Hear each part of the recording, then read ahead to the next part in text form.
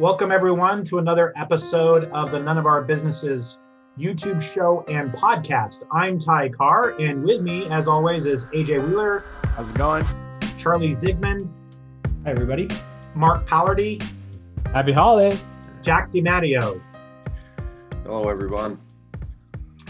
Well, on this show, we talk about the week events in news, business news, accounting news, tax news, all of the above, any of the above, all from an accountant's perspective. And to start us off today, we've got Charlie. Take it away, Charlie. All right, everybody. So, it's kind of a depressing time. So I found an article that I thought was a little more uplifting in the Washington Examiner. It's called 700,000 More New Business Applications in 2020 than in 2019. And so what the article is focused on is trying to track just how many business applications are being formed throughout this year in the second half of 2020 versus the second half of 2019. It's the project of a research study that they're doing there. And basically what they're finding is that it's just way up. And so this is a little bit to be expected because, of course, a lot of people are losing their jobs during this time. And so they're looking for new ways to get income. And so they're starting businesses. But I thought the interesting thing about the article is that it talked about how a very small fraction of those businesses are likely to actually form jobs and hire employees. And so I guess I want to get your guys' take on whether or not you think it's a meaningful thing that we're seeing these new businesses spring up, or if this is really just kind of a desperation move for people who have lost their jobs and that it won't actually become, new hires. What do you guys think?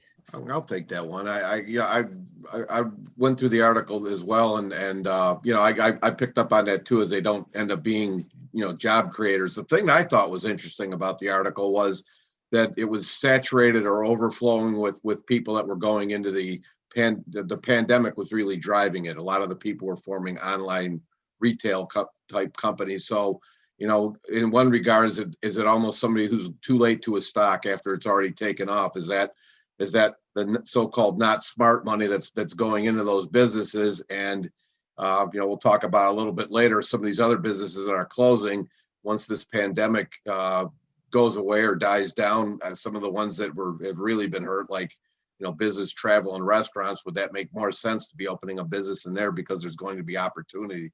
I'm just a little concerned that these people, and I think you're right, that's what's fueling it.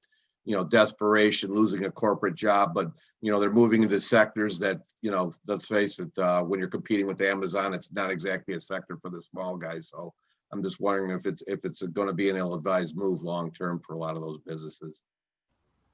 Yeah, and I think the piece that seems to be blatantly missing from the article is how many companies closed throughout the same period of time. Because I would imagine if you looked at 2019, the smaller number of businesses opening wasn't offset in large part by the huge number that was closing at the same time. And in 2020, you may just have people who are closing a business and setting up some other entity to protect themselves from liability or some other purposes. And, we just don't know. This feels like some cherry-picked numbers to, maybe drive a narrative. I don't know. I was kind of more optimistic than you guys. I thought people were shooting their shot finally, and like took the pandemic as an opportunity to do what they had been wanting to do or had a side hustle and decided to make it like a full-time business. So I thought maybe I'm just overly optimistic, but I thought maybe it was people finally going, hey, with the uncertainty of, losing my job anyway, what do I have to lose? If I take my shot now and start a business,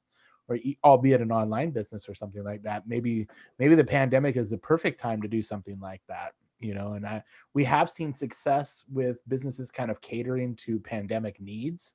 So, your local, like, to go kind of things that keep restaurants afloat, or, I imagine DoorDash, if we were to look at DoorDash and, Grubhub and those kind of services to deliver food, I would like to see kind of the increase in that. So maybe it's not such a bad shot. Maybe some of these guys come out the other end successful and we're kind of primed to do this, and the pandemic acted as an accelerator for them. At least that's what I'm hoping. Maybe I'm being overly optimistic. I'm kind of with you, AJ, but I think you guys both bring up really good kind of differing viewpoints on it. And so it's made me kind of think, I think it's a mixture of both. But I'm choosing to take it as a good thing. And So what do you think, Mark? Do you got another article we can talk about? You bet. From the Journal of Accountancy, there's some numbers out this week about the new form W-4, which they updated in 2019, has been slow to gain traction with taxpayers. And most of us are familiar with the old W-4s where you would select single one and claim your exemptions. But obviously with the way tax returns are done now, the exemption process has changed a bit. So the new W-4 is supposed to take into account whether you have a second job or if you need additional withholdings for some reason. And they walk you through a new calculation. But according to this article, only 26% of American taxpayers have started using this W-4. But the more interesting part, I thought, later on was 19% of American taxpayers said they received an unusually large tax bill in the last 3 years, of which 77% said it came as a big surprise. So, I think a lot of us get into the habit of just filling out a W-4 and then never taking into consideration the situation in our life that might change and might warrant filling out the new W-4s. But I definitely have also seen the other side where some clients have looked at the new W-4 and said, this thing is not easy to figure out. So I'm curious what some of your guys' take is on this. Well, I, for one, am shocked that only 26% of people rushed out to fill out this new W-4. I mean, I thought they would have been lining up in droves, just chomping at the bit to change the way they have tax deductions withheld from their paychecks. But I'm being facetious. But I think, I think it's something that, it's one of those things you only think about once when you get hired, kind of. And I don't think usually, even personally as an accountant, I don't think about that. I don't change my withholdings. I usually claim zero anyway because I don't want to owe, but I don't want them to take a big chunk because I don't want to give Uncle Sam a free loan. So, I probably try to thread the needle there, and I've usually made, just enough to cover it, sort of thing. Or I owe the state $200 and the feds give me $200 back, so it's a nice wash. But yeah, I guess it's, kind of par for the course that people aren't lining up to change or think about it. If even as an accountant, I don't think about it during the year. So yeah, I'm with you. I've definitely had many like a confused discussion with people trying to discuss what the W-4 is exactly trying to do and that kind of thing. I'm hopeful that I haven't actually reviewed the new one, but I'm hopeful that it's more intuitive and easy to use.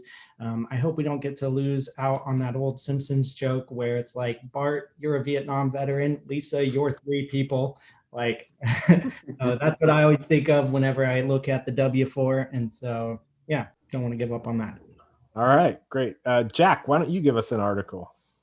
Well, this is a little bit interesting that I've seen, and it talks about restaurants, and this was dated within the last couple of days.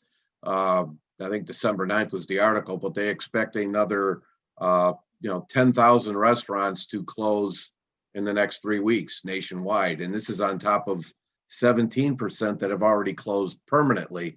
So I'm almost wondering if this isn't one of these things that, post-pandemic, maybe it sets up an opportunity that somebody that wants to go into these small restaurants, but, goes into that restaurant business, at post-pandemic. But, one of the things that I'd like to illustrate here is that this is how it is extremely important and taking networking meetings where it's, very easy to go to a Starbucks or Panera, but when you have the opportunity, this is where it's very important to choose that small coffee shop, or if you're going for lunch, don't choose the national chain. Choose one of these small restaurants because they are really struggling to stay afloat and to stay open. Just wondering what you guys think about that. I'll throw in here because I think being in Portland, it's a foodie town, and we really feel this here in terms of great Portland iconic places that are shutting down. And and often what I've seen is you get some entrepreneurs, chefs, or just restaurateurs that have multiple places, and they've been in the community for many years, and they're going out of business and shutting down, and and you do worry about that. And I think I would bridge to an article that we were talking about a few minutes ago where AJ was talking about, well, he's hoping that some of these new businesses are people kind of getting out there and opening new businesses. And it reminded me of this exact point is I hope that's what's going to happen. And what I'm hoping that we're seeing at least in the Portland community here is we're seeing some of these folks who've been in the restaurant industry and business for so long, successfully running things, that that with them shutting down, what we're seeing is they found a way to protect themselves. That what we're seeing is they found a way to get out of it for now and kind of put a stop to the losses that they would be taking. And when things open up and it's time that restaurants can be back in business again, I'm hoping we'll see them able to come back in to the market and kind of reopen. Maybe not the exact same companies or the same brand, but as long as they're not somehow barred from that, they would be able to reopen and bring us another small kind of boutique, interesting Portland food location, and I'm hoping that's what we're going to see. Yeah, as somebody that's worked in the restaurant industry before, and we've talked about it on this show before, but I mean, you're talking about an industry that runs on razor thin margins, that has product that spoils, so it's I guess the old saying is, if you can make it in the restaurant business, you can make it in any business. It's almost the New York of businesses. But but I think Ty, you're correctly right. I think the smart ones are closing down their businesses. We have, like, just to mention a few here in town that have been in business for a long time and been successful.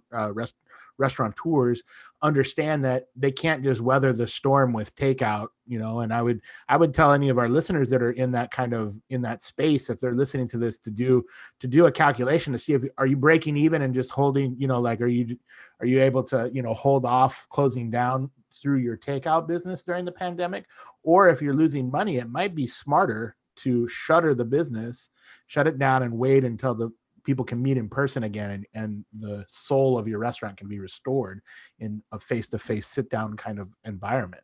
So yeah, it's sad to see, but I think, like Jack said, there'll be opportunities after this lifts. Right now, it's anybody's guess on what you can do to make a profit in a restaurant business during a pandemic. So that's and you're absolutely right, AJ. So a lot of people don't, these restaurants, they're not set up to do takeout. And then, that's one of the things they're realizing. They did that to try to flail and kind of keep their head above water, but they're not really set up to do takeout. And you raise a great point. If you're not making money at it, maybe it's better to shutter the doors and wait for this to blow over and then come back up under another brand instead of hemorrhaging money month in and month out. But, thanks for the comments. AJ, what have you got for us? So if you're one of the lucky ones here, I got an article, or if you're one of the lucky ones that are able to remote work for your career, there's promising news. You could do it from Hawaii, and Hawaii, the state of Hawaii themselves, will pay for your flight to Hawaii to do this. So I guess there's if people don't know, a lot of Hawaii economy is based around tourism, and that's not happening during COVID-19. So the state of Hawaii came up with a pilot program called Movers and Shakas program. And so you apply for this, and the deadline is December 15th, 2020. So if anybody's listening to this before then, rush out, put in your application. But essentially what you'll need to do is they'll pay for your airfare there, but you need to stay there for at least 30 days. And while you're there, you need to do some outreach to some nonprofits there.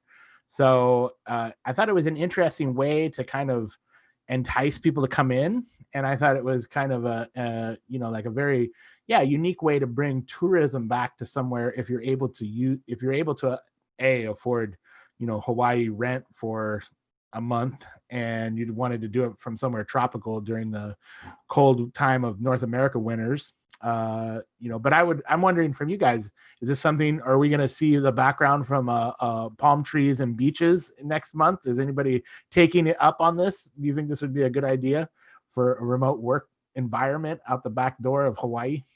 I gotta say, it does sound appealing. Like, it's a little bit rainy here, and so it sounds really nice to just be on a beach right now. I think it's a really good thing that they're doing. I like that they're taking two different problems that they have, the lack of tourism and then not having enough people to do the public service that they need, and kind of making an answer that works on both of those problems at the same time. And yeah, I just love the idea of warm, sunny beaches. So I think you can't beat it for my money. Yeah, as somebody who's lived in Hawaii, I find this a little bit funny because it's talking about, come do your remote work here as opposed to doing your remote work somewhere else. Come where the internet is really bad and the beaches are beautiful And it kind of feels like, sure, you'll get some work done, but it's really not. It's about getting somebody to take a month-long vacation there, which if you've got the money to do it, absolutely you should do it. Hawaii is a beautiful place. I wouldn't pick Oahu because you're just going to a big city where there's a lot of people. Go to Kauai or Maui. But that's the Oahu Tourism Board, and that's what you get. And I hope it works out. I noticed Peoria, Illinois didn't make the same offer.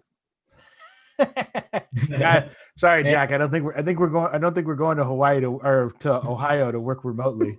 You got another article for us, Charlie? Yeah, I've got another one we could talk about. So in Business Insider, there's an article talking about this age-old problem we've been discussing on this podcast before about gig workers being classified as independent contractors versus employees.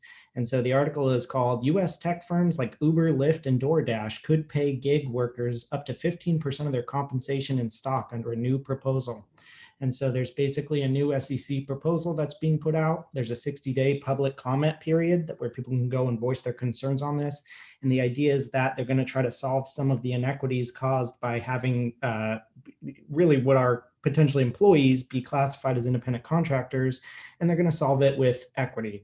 They're going to say that they can get up to 15% of their stock or of their compensation handled through stock. And so I thought it was interesting. We've talked about it a couple of times and talked about different ways to kind of solve that problem, but I'm not sure this is one of the proposed solutions we came up with. And so I want to get your guys' take. Is giving gig workers equity the answer to this age-old question of independent contractor versus employee? I don't think it addresses any of the technical issues between the two things, but it's an interesting because I think it's like a play to get the gig workers perhaps really happy with them and on their side in a way that sidesteps the regulatory issues, right? Because I mean the regulatory issues are about whether they're subject to fair pay standards, whether they're subject to requirements for benefits and vacation time or paid time off, and where the fair labor standards and things about the working environment and that kind of stuff, right? And I don't see how issuing stock to somebody resolves those questions. It doesn't seem like it does. It doesn't seem like it would, and certainly doesn't resolve the payroll tax issues that the IRS would have with this classification difference. So yeah, it's an interesting strategy to it seems more like a PR move, right? To create a lot of goodwill among the community in a way that maybe waves off the technical issues that are being addressed by this question of independent contractor versus employee. Yeah, and just to add to that, because I sometimes tend to be pessimistic about these things, by giving these employees stock, well, whatever we're classifying them as, giving them stock, you're basically saying, you're now invested in making us successful. So if somebody comes after us to try to make you an employee, don't push for that because our stock price will go down and your earnings will go down. So effectively, anything in the atmosphere that's going to be against our company, you have to be opposed to so that your stock price continues to rise. I was thinking the same thing. I was like, here's some stock. Please don't push any more bills to make you guys employees. Have some stock, get off my back. It's the old thing, just pay to make it go away is what I was thinking, but I could be wrong. Well, and let's not forget that it's up to 15% of their total compensation. So it's not like 15% new compensation. It's like we're going to take a pay cut of 15% to fund this idea that you're going to be an owner in these potentially overvalued tech stocks. So it just, seems like hush money. Yes. All right. What do you think, Mark? You got another article we can talk about? Sure. There was an article in Accounting Today that's speaking to sort of accounting firms who do consulting work, similar to what we do, that preparing for PPP2 is a full-time job. And it kind of goes into the process that accountants are going to have their hands full as a potential new PPP or some sort of program gets rolled out potentially before Trump leaves office or when Biden joins the fray, but also just figuring out the payment and the calculations for loan forgiveness on the original PPP seems to leave lots of consulting work on the table for accountants. And this article says, there's really not going to be any slow time coming up for us accountants as we try to figure out all the new programs as they roll out and all the intricacies. And I know I've been dealing with a client recently that the rules of the PPP changed after they were already issued PPP, and now they're ending up not getting their entire thing forgiven. And it's a sticky wicket because you're just trying to advise on programs where the rules aren't entirely written yet. And I think we're going to see more of that in 2021. Any comments? Yeah, I think it's interesting. And I do have to say, like, this year in my accounting career, I think I've had the most questions from all sides regarding legislation and like asking about accounting, like, tax and accounting kind of law because of the PPP, and that's not from only clients, that's from like average Joes or your family or something like that. So it's unsurprising to me that, on professionally for people that are doing this as, like consulting for a career, that they would be, extraordinarily busy and answering lots of questions.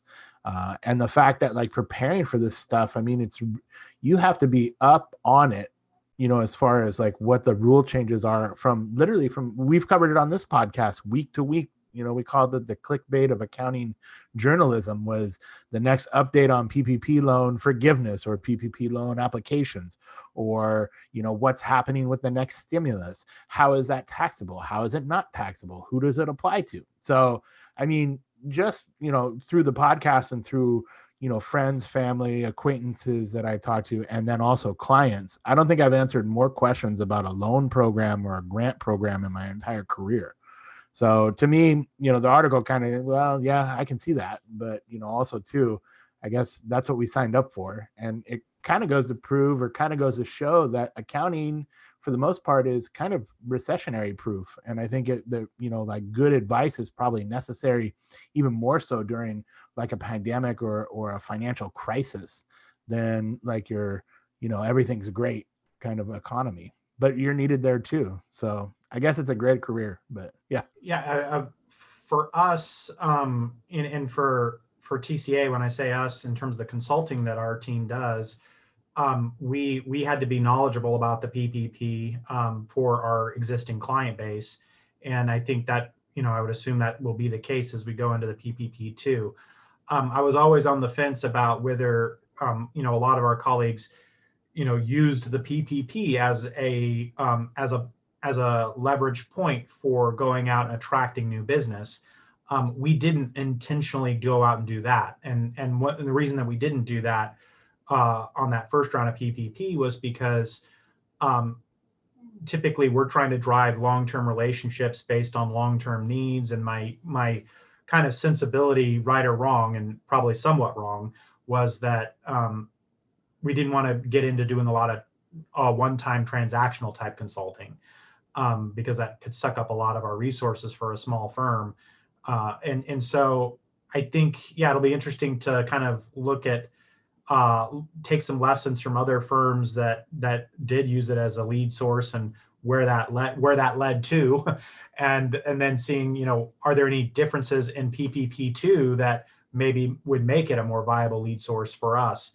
But I think even if it's not something that we are using as a source for trying to drive new clients or attract new clients, it certainly might be a great way to develop more new and different content, because definitely people in our industry who spent time developing content for the public around PPP, I saw their channels, social media, whether it was LinkedIn, YouTube, whatever, just blew up. So I think we did not take advantage of that opportunity, and maybe that's something we might want to do too. Well, you heard it here first. We have a new podcast segment, PPP Today.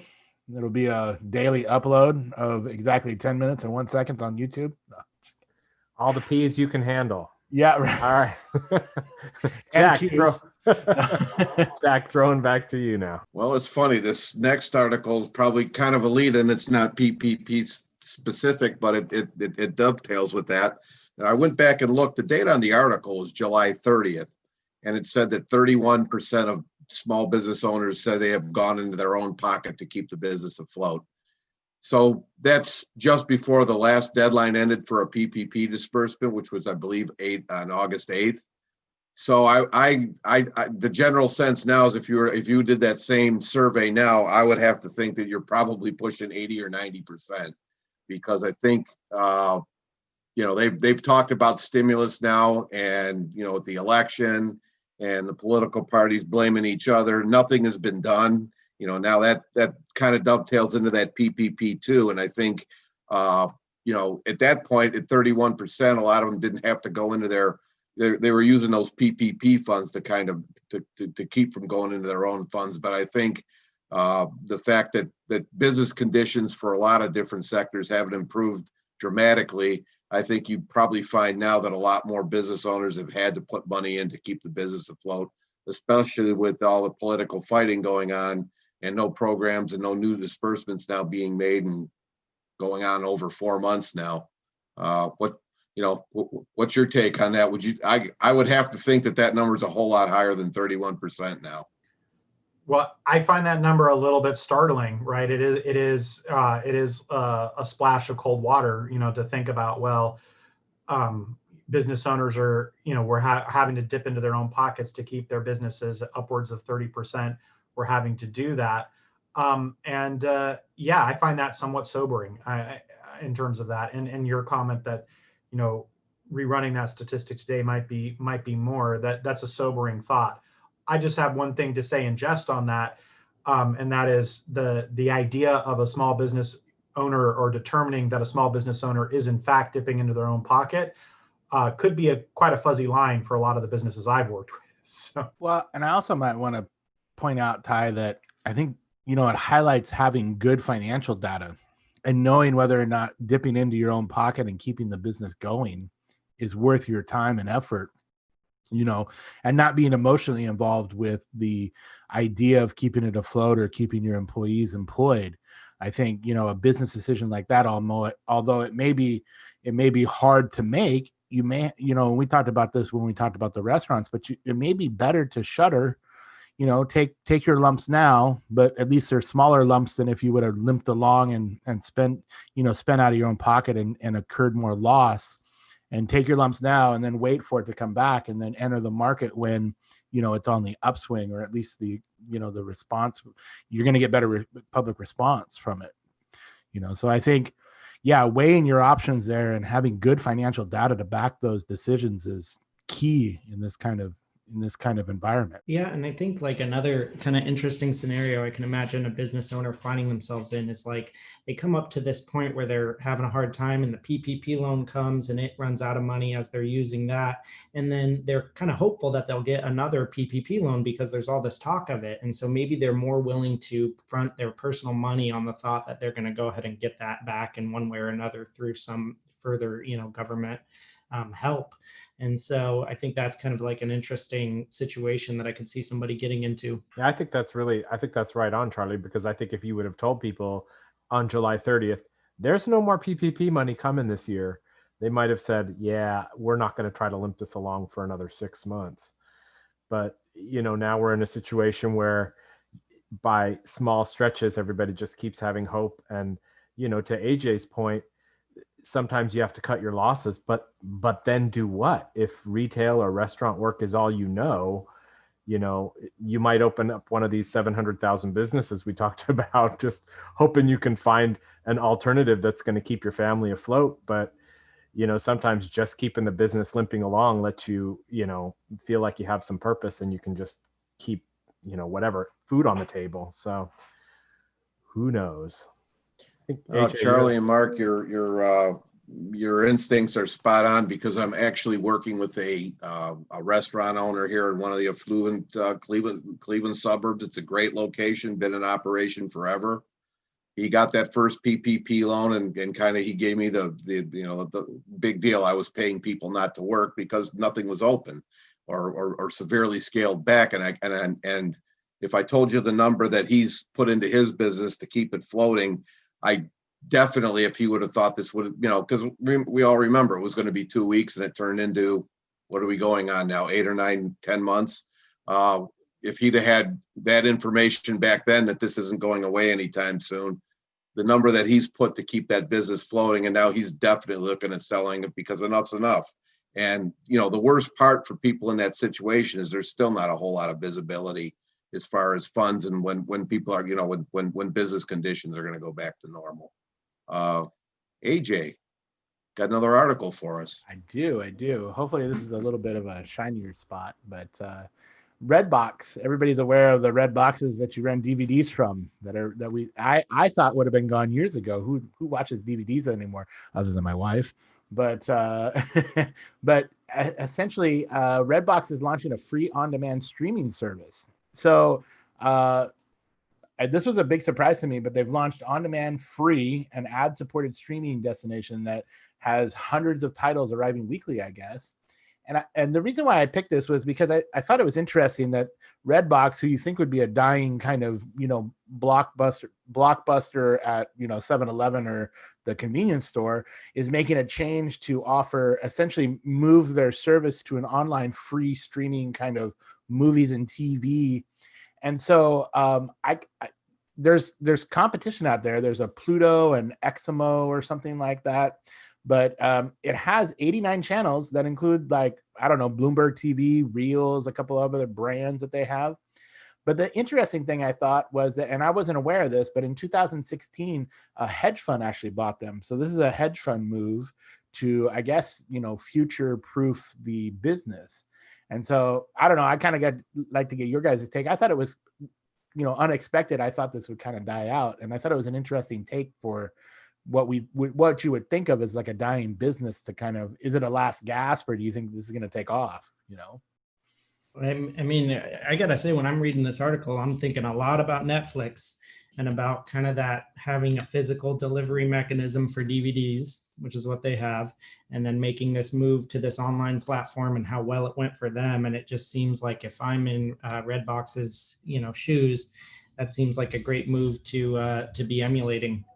So, yeah. Yeah, I mean, I think the thing that, of course, I seem to be playing the pessimist tonight, but whenever you hear that something's free, then the product is you, right? So we know it's going to be filled with advertising, and you're going to be tracked to high heaven, and forever they're going to know exactly what your viewing habits are.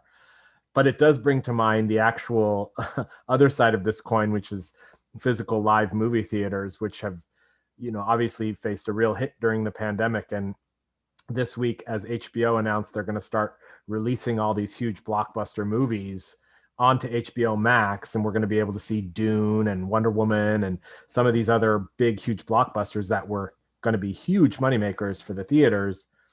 It starts to sort of look like the model is twisting. I mean, maybe COVID is accelerating this, but to be continued. I know Christopher Nolan, who released Tenet, which was supposed to be the biggest hit of this year, is furious because all of these big blockbuster movies, and he's refused to put anything out, on a streaming service. And now it's coming to, I think, VOD later this month. But he's furious as a filmmaker that all of his money and all these people who are making money on the back end, on the profits, are selling their product now to HBO Max or to Netflix. And, the model is definitely moving streaming. And as our technology gets better and our home theaters start to feel more like a movie theater experience, except you don't have to deal with somebody talking 2 seats away, unless it's AJ's wife. But, we, sorry, AJ. But, it's a different model coming up. I had to compose myself for a second. Yeah, no, she's a talker in movies, but I thought the interesting thing that you said, Mark, is I thought we're all old enough to remember straight to DVD or straight to VHS, where like the lesser movies or the ones that didn't think they would get a lot of box office hits would get sent right to the video store rental. And then, kind of even like 5 years ago, or even heck, 2 years ago, straight to streaming, I guess would be the next analogy. But if your movie didn't open in a movie theater, wow, that was really strange, But I think Netflix really flipped the script on that. And I think, the pandemic probably is accelerating the fact that like great movies or great content period is coming from anywhere. You think about like YouTube originals, the way YouTube started out, and the kind of brand awareness and stuff that those YouTube stars, or even like Twitch streamers, or, if you're 12, 13, 15, 16 years old, you know who Nick Merckx is and Tim the Tap Man and all these guys that are famous on Twitch. But I'm sure most of our audience, or even most of the people in the Zoom call, probably don't know who those people are. They're massive millionaires that are making millions of dollars with millions of views on alternative internet kind of based places. I think we're seeing a real turn where, you know, the future is kind of laid out before us, where I think streaming and content like this is, you know, like you're seeing more of the internet culture take over. Broadcast TV is the newspaper of the 90s, you know? Yeah, I 100% agree. Great content is coming from everywhere. And don't forget weekly business updates from accountants that you can find on YouTube. It's such a consumer-driven industry. That's why I think you're just seeing all these different these changes, and you're getting people that you know, the consumer's driving it. It's like the old cable model. How much more legs does it have? Because it's very expensive, and to watch the same movie that comes on every night at the same time, it's very outdated. People want to make options and choices and based on cost. So I think it's kind of interesting that the entertainment industry is just they keep evolving based on what the consumer demand is. All right, you got another article for us, Mark? I think this is a fun one. All right. Yeah, I have one final article, which I thought was kind of fun for us to discuss. It's called "Why Do Accountants Swear So Much?" There was a survey in the UK done of over 100 companies, over 14 different sectors, surveying 1,400 employees, and they found that those in finance, banking, and accounting swear the most. And their favorite word begins with the letter F. This guy posits maybe it's furlough, but I'm not sure. So I just thought it was amusing, and thought maybe we could speculate here as to why accountants swear so much. Well, first of all, I don't know what you're fucking talking about, but no, I'm only kidding. But actually, I think probably we deal with complex issues, and we are perfectionists. Every accountant I know wants that to tie out to the penny. And I think when it doesn't work, you know, swear words fly. But also, too, swear words actually have a purpose. There's been studies done that it affects different parts of your brain. And Dr. Andrew Weil from University of Arizona, shout out to Arizona, but he did a study or cited a study in an interview I saw where actually uttering curse words lets you feel less pain. So if you have your hand in a bucket of ice water and you're allowed to swear, you're able to keep your hand in there for longer than if you can't use any swear words. And when under an MRI or electrical brain scan, it actually, when you curse, it activates a separate part of your brain than normal language. So dropping an F-bomb or an S-bomb actually reduces pain. And as an accountant, I can tell you, I feel mental pain all the time. And so I think really, you know, it's the reduction of pain, I think, in the industry that probably drives our sailor mouths to spout off curse words every other word.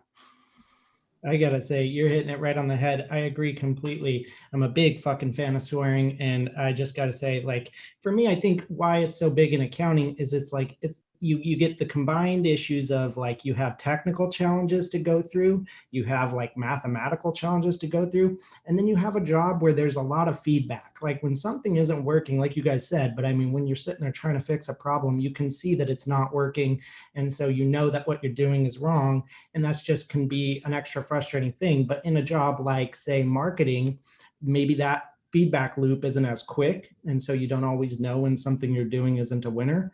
And so yeah, I think it's pretty normal to I think it fits why accountants are so angry and swear all the time. Oh wait, did I add maybe a little my own mirroring on there? Okay, sorry.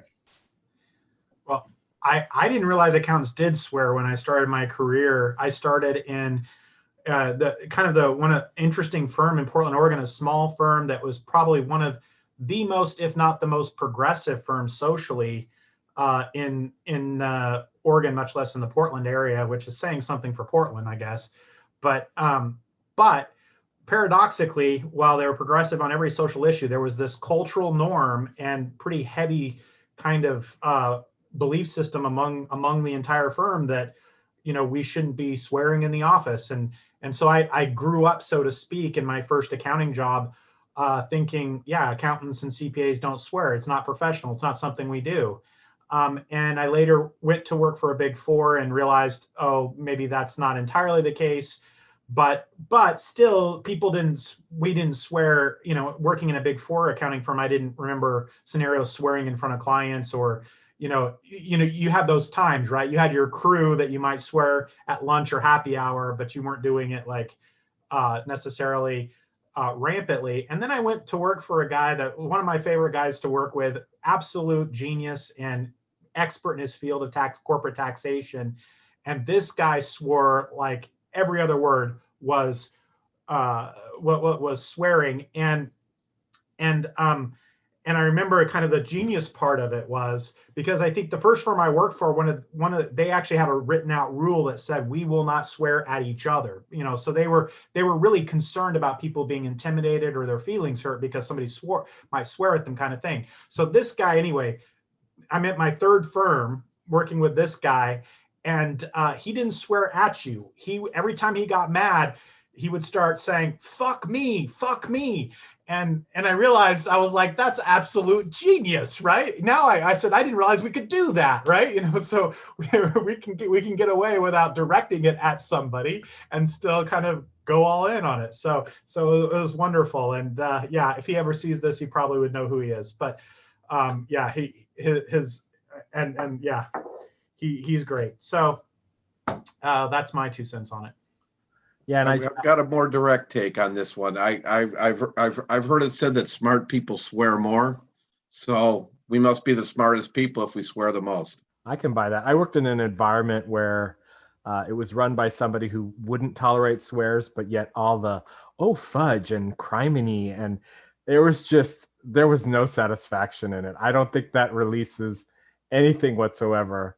My only concern with walking around an office saying, fuck me, would be that the sexual harassment claims would start to come. So I got to give a shout out to Greg Kite. He's a writer and an accountant and a comedian, but he has an excellent article on 4 reasons why swearing at work is a pretty fucking great idea. And if anybody gets a chance to read it, I think it's hilarious.